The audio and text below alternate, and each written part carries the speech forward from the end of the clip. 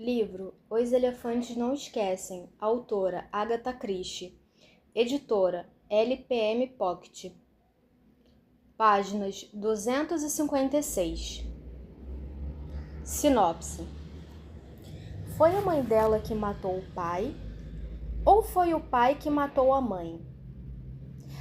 Ariadne Oliver fica pasma com a impertinência da senhora Borton Cox ao lhe perguntar tão casualmente sobre o trágico passado de sua afilhada, Cecilia Ravencroft. Mesmo assim, a questão desperta sua curiosidade, pois o caso nunca foi esclarecido.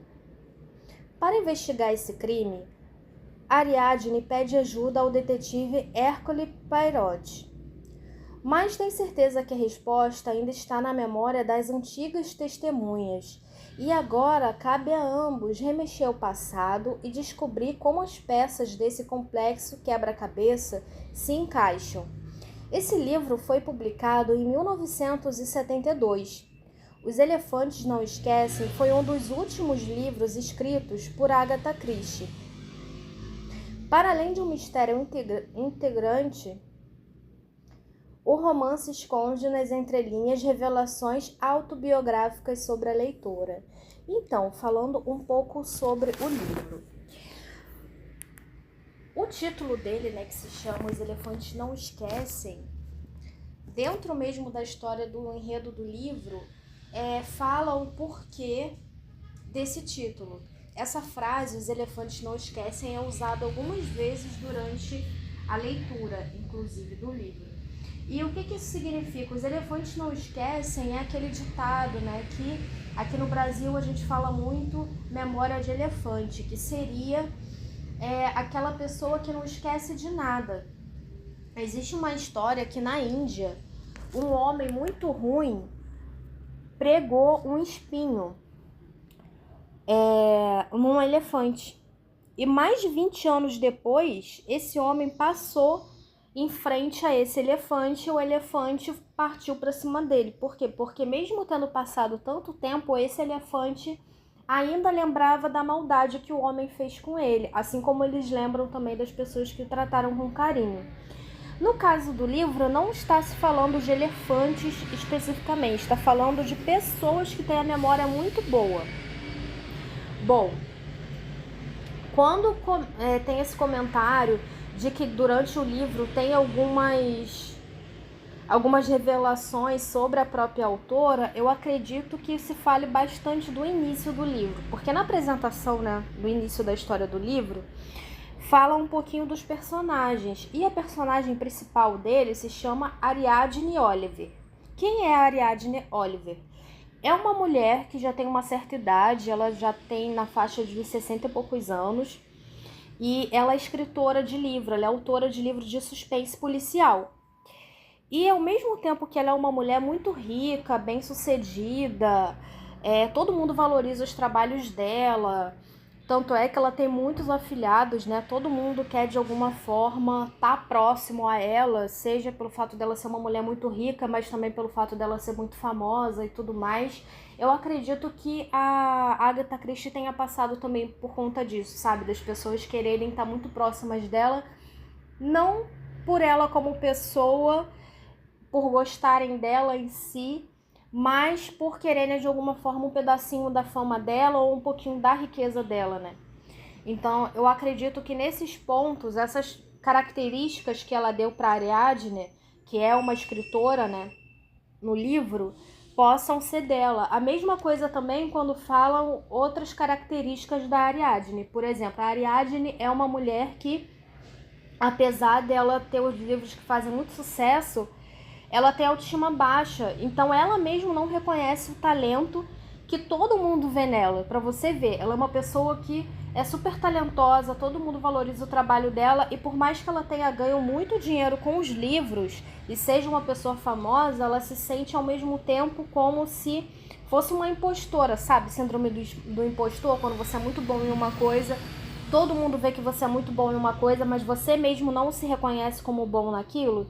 Eu sinto muito isso dessa personagem, talvez a autora também tivesse esses traços. Ela é uma pessoa mais introvertida, ela não gosta de lugares movimentados, de ambientes com muitas pessoas, ela não gosta de eventos, ela não gosta de festas, ela só vai quando ela é realmente obrigada. Os hobbies dela é ficar em casa, ela gosta de olhar as plantas dela no jardim, ela gosta de animais, ela tem um contato assim mais restrito com as pessoas, ela tem aquela coisa de se alguém for me visitar, tem que avisar antes, o que é uma norma de educação, né? As pessoas deveriam avisar antes umas às outras quando for visitar e não ficar batendo na casa das pessoas de forma aleatória. Eu mesmo sou uma pessoa introvertida e eu me identifiquei muito com esses traços da personagem, que eu acredito que também sejam traços reais da autora. Eu não tenho muitos amigos, eu não gosto de ambientes movimentados e me incomoda quando chega a visita assim do nada, sabe? Porque às vezes você já tem aquele seu dia planejado para fazer as suas coisas e você tem que ficar dando atenção para a pessoa que chegou do nada. Então é uma situação muito chata. E a personagem passa por isso algumas vezes no livro, assim, de nitidamente você vê que ela não tá a fim de fazer as coisas e ela faz porque ela é obrigada. Por exemplo, ela tem que ir em alguns eventos porque são eventos beneficentes, coisas assim, e ela, como figura pública e para incentivar também doações e mais pessoas irem no evento, até mesmo para vê-la, ela é obrigada a ir. E ela se sente tão insegura quanto esse contato com as pessoas, que ela chega a perguntar dicas de como ela vai se vestir para a própria empregada dela, assim, que é tipo uma governanta da casa e que ela tem plena confiança, sabe? E às vezes ela ficava insegura de se vestir de alguma forma e essa mulher ia lá e dava algumas dicas para ela. Como eu disse anteriormente, a Ariadne, ela não é uma pessoa muito sociável, né? Ela só é mais sociável, conversa mais com as pessoas que ela tem ali no cotidiano dela. E por ser uma pessoa muito benquista, ela acabou ao longo dos anos recebendo muita gente com proposta de afiliados e tudo mais, e ela, para não fazer desfeita, acabou tendo muitos afiliados ao longo dos anos. Uma dessas afiliadas foi a Cecília Ravencroft, que é uma moça que ela não tem contato, porque o contato dela foi só durante a infância da menina. A menina ficou órfã aos 12 anos, os dois pais delas assim apareceram mortos, os dois com marcas de tiro, e ninguém sabe se foi o pai que matou a mãe e se matou depois, se foi a mãe que matou o pai e se matou depois. Acontece que depois disso, dessa confusão toda, ela acaba nem tendo muito contato com a afilhada, porque ela tinha mais contato com a afilhada na época, né, que os amigos dela que os pais, né, da menina eram vivos. Depois que eles faleceram e a menina foi para uma espécie de tipo colégio interno, ela acabou não tendo contato, né? Ela foi saber de novo da menina depois que a menina já estava mais velha, que a menina saiu do internato e tudo mais, estava de volta à cidade, e ela tinha ficado noiva de um rapaz que também de família importante da cidade. Lembrando que a família da Cecília é uma família muito rica, tá? Então, assim, a preocupação da senhora Borton Cox, que é a mulher que vai na casa da Ariadne sem avisar nada, vai como se fosse uma visita comum, e lá começa a fazer várias perguntas para a Ariadne sobre a afilhada dela, e a Ariadne fica sem entender nada, fica pensando assim, nossa, por que essa mulher apareceu na minha casa do nada, numa visita que nem avisou, e agora tá perguntando da minha afilhada que eu nem tenho contato e tal. Mas isso acabou despertando o interesse da Ariadne mesmo, né? Porque ela estava tão focada nos trabalhos dela que ela ficou, claro, ela ficou triste quando aconteceu a questão das mortes, mas não era algo que ela sabia de forma profunda, ela não sabia direito o que tinha acontecido. Na verdade, o caso meio que foi abafado, entendeu? Como ela é amiga da senhora, né, Borton Cox, que é a mulher que visitou ela do nada, e ao mesmo tempo ela é madrinha da Cecília, e o casamento da Cecília com o filho da senhora Borton Cox pode acontecer ou não de acordo com o que ela fale, porque a mulher está perguntando para ela se foi a mãe que matou o pai ou se o pai que matou a mãe, porque é uma pergunta imprescindível para ela dizer, tipo, decretar se o filho dela vai casar com a Cecília ou não. E por mais que a Ariadne não tenha contato direto com a afilhada dela, ela ficou muito preocupada com a vida da afilhada, porque ela pensou assim, poxa, minha afilhada é uma moça boa, de família boa também, teve educação, tudo mais, agora tá noivo de um rapaz, tudo direitinho, sabe? E agora talvez não se case porque a sogra dela tá com essa preocupação, e realmente é uma preocupação até cabível, né? Porque o filho da senhora Cox tipo assim, ele é filho único, então ela tem muito medo de perder o filho dela.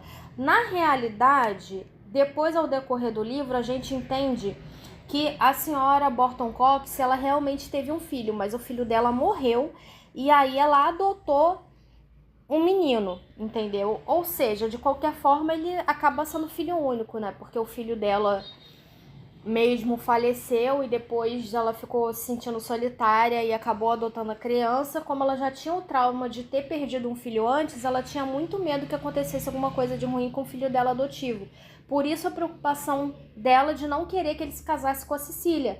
Sendo que ao mesmo tempo a Cecília é uma moça boa, uma moça bonita, de família nobre, como eu disse. Então assim, ela não tem nada para falar de ruim da moça pro filho dela não se casar com ela, entendeu? A única coisa que realmente está perturbando a cabeça dela é o fato dos pais da menina terem morrido jovens e ninguém saber ao certo o que aconteceu.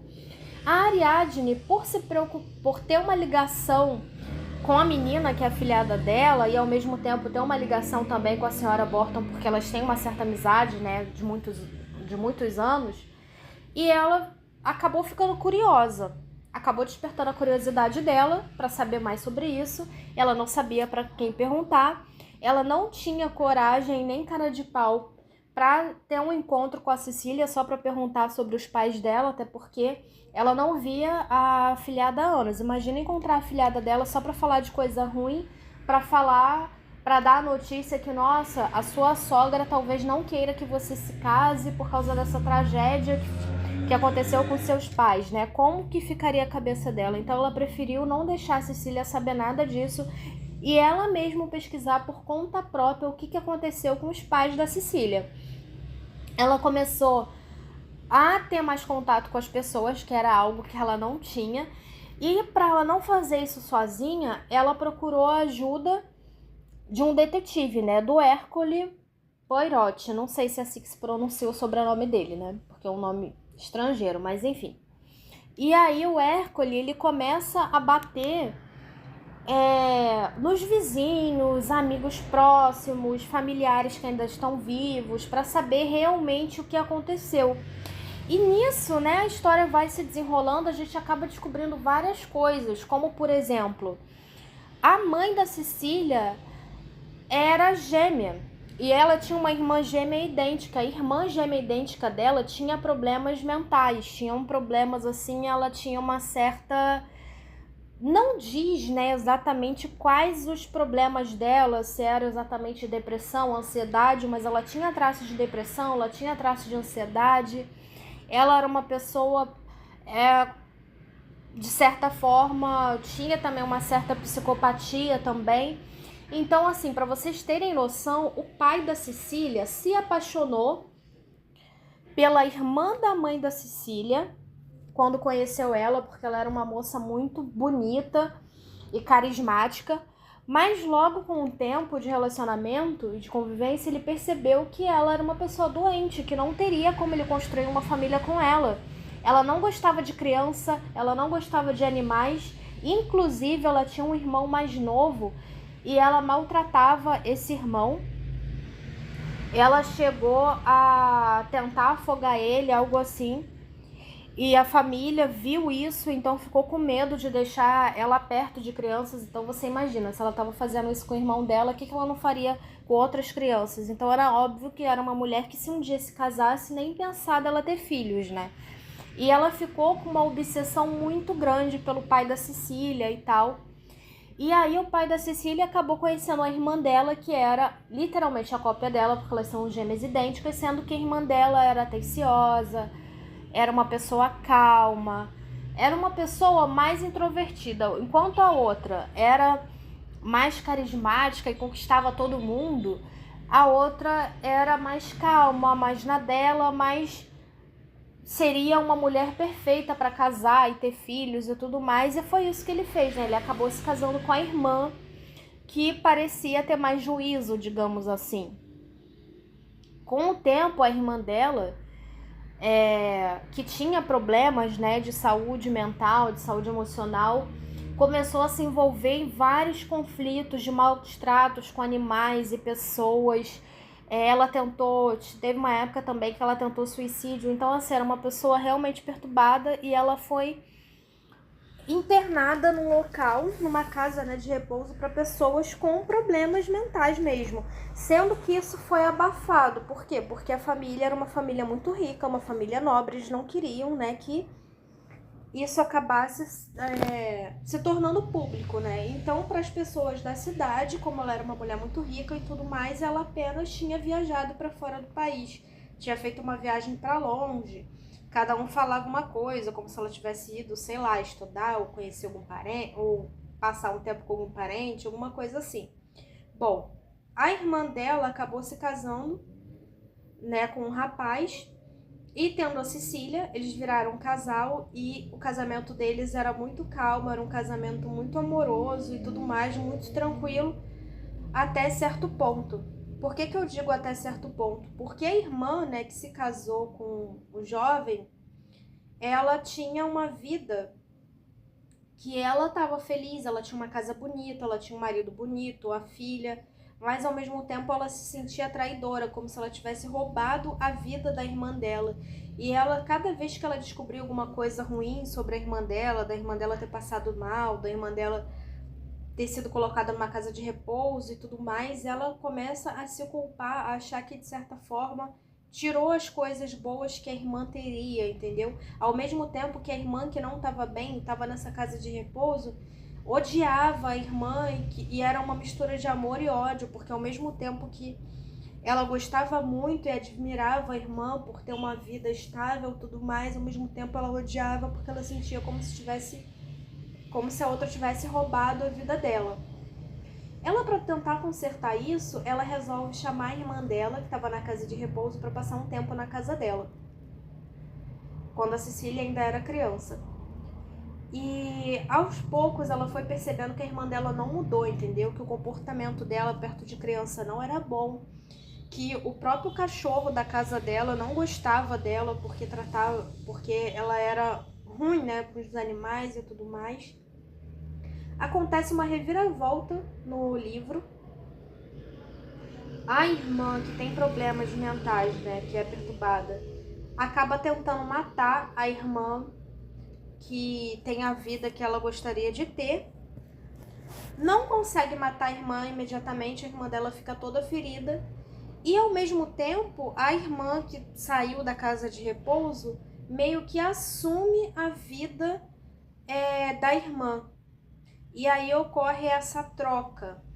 Um dos motivos deles descobrirem depois que houve essa troca foi porque os próprios criados da casa disseram que antes da mãe da Cecília morrer, ela estava com um comportamento muito estranho, ela não estava tratando a Cecília bem, ela estava tendo brigas constantes com o marido, coisa que antes vivia de forma harmoniosa. O cachorro da casa mordeu o braço dela, então quando ela morreu, ela estava com uma cicatriz no braço, o que era uma coisa muito estranha, porque ele nunca iria atacar a dona. E foi assim que eles descobriram que, na verdade, a irmã gêmea, uma matou a outra e ocupou o lugar dela. Sendo que a própria irmã, que era realmente a mãe da Cecília, não morreu na hora, ela caiu, foi jogada de uma espécie de morro, como se fosse um penhasco, uma coisa assim, mas não tão alta a ponto dela morrer na hora.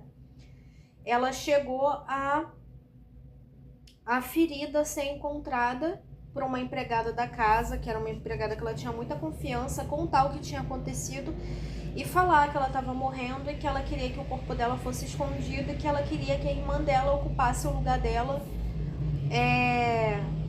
porque ela sentia que de alguma forma era a vida, era o universo devolvendo para a irmã o que ela tinha tomado, entendeu? E aí os empregados da casa fazem isso, escondem o corpo da patroa e deixam com que a outra gêmea ocupe o espaço da patroa, porque elas são realmente iguais. Como eu disse, você só olhando a aparência delas, você não consegue identificar quem é quem. Naquela época era muito comum também se usar perucas e tudo mais. E a irmã que faleceu, tinha o costume de usar uma peruca cacheada. E aí a irmã não usava, passou a usar essa peruca para ficar ainda mais parecida. Então ela conseguiu realmente enganar muita gente de fora que era a irmã.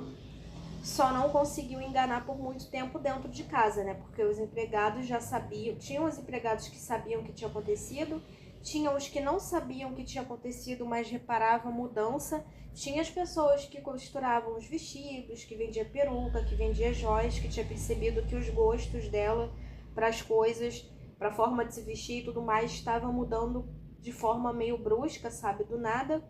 O marido percebeu.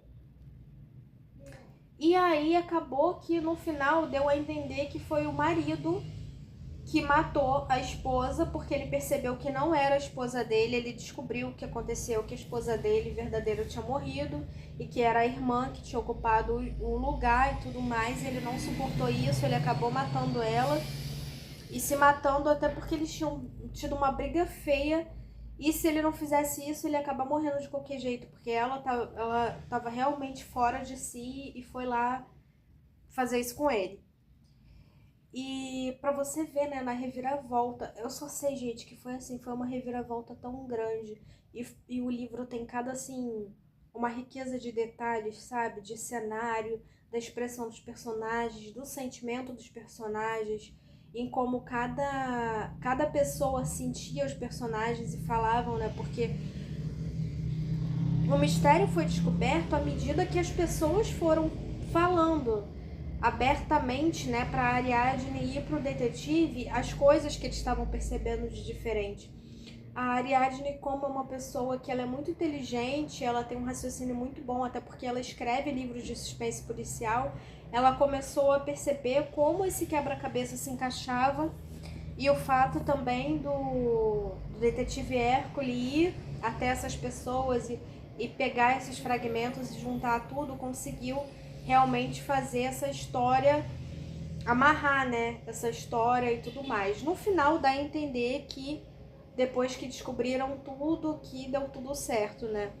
A Cecília, ela pôde ficar com o rapaz. E, bom, esse livro foi um dos últimos livros, né, que a Agatha Christie escreveu em vida. E eu achei bem interessante eu começar por ele, porque faz muito tempo que eu tô querendo ler os livros dela. Ela é uma das escritoras mais conhecidas, né, mundialmente falando, por ser uma mulher que escreve livros de mistério e suspense policial. Os livros dela são ótimos, os personagens dela são muito bons. Eu sempre escutei muitos elogios dos livros dela, ela tem muitos livros publicados e eu espero ir com o tempo descobrindo mais sobre o trabalho dela. Mas as minhas primeiras impressões assim dela como autora, do que eu pude perceber assim de características que certamente são dela e ela emprestou pro personagem, ela é realmente uma pessoa muito interessante. E eu me identifiquei até um pouco com questões de personalidade mesmo, como eu já disse no início, né, do vídeo. Eu espero que vocês tenham gostado da resenha de hoje. Não esquece de curtir o vídeo, compartilhar com amigo, amiga que gosta desse tipo de conteúdo e me seguir aqui no canal, tá? Porque eu fico muito feliz à medida que eu vejo os seguidores aumentando, eu vejo que o meu trabalho está sendo reconhecido e que vocês estão realmente gostando dos vídeos de resenha e resumo de livros. Bom, boa leitura e até a próxima!